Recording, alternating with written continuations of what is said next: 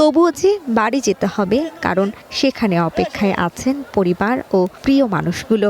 জীবিকার তাগিদে কংক্রিটের শহরে দেহ থাকলেও মনটা পড়ে থাকে মায়ের কাছে। ট্রেনে আসন না পেয়ে বাধ্য হয়ে অনেকে বৈরী আবহাওয়ার মাঝে ছাদে উঠে ছুটছেন বাড়ির পথে।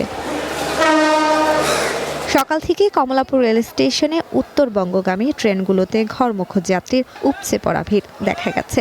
ভোর থেকে পরিবার পরিজন নিয়ে স্টেশনে আসতে থাকেন তারা। প্রতিটি ট্রেনেই সক্ষমতার কয়েক গুণ যাত্রী নিয়ে কমলাপুর ছেড়ে যায়। তবে সড়কের তুলনায় ট্রেনে যাত্রা তুলনামূলক স্বস্তির বলে মনে করছেন অনেক যাত্রী।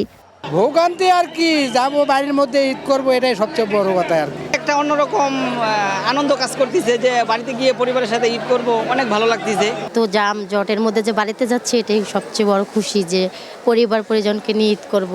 সময় বাড়ার সাথে সাথে প্ল্যাটফর্ম ও পুরো স্টেশন এলাকা যাত্রীদের কানায় কানায় ভরে যায়। নীলসাগর ও একতা এক্সপ্রেস নির্ধারিত সময়ের চেয়ে দেরিতে ছাড়ার কারণে ভোগান্তি পোহাতে হয় যাত্রীদের।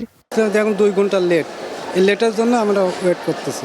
এত পরিমাণে মানুষ জ্যাম লাগছে, দিতে পারি না। এর আগেও টিকিট কাটছিলাম, ঈদে সিটে যাইতে পারিনি, ট্রেনে ছাদে গেছিলাম। এবারও সেরকম হবে কিনা কষ্টটা শেষ নেই। 3 ঘন্টা দাঁড়ায়া একেবারে মনে করেন যুদ্ধ কইরা তারপরে। প্রতিটি ট্রেনে গাদাগাদি করে রওনা হচ্ছেন ঘরমুখ মানুষ। ট্রেনে জায়গা না পেয়ে দরজা জানালায় ঝুলে জীবনের ঝুঁকি নিয়ে অনেককে দেখা গেছে ছাদে উঠতে।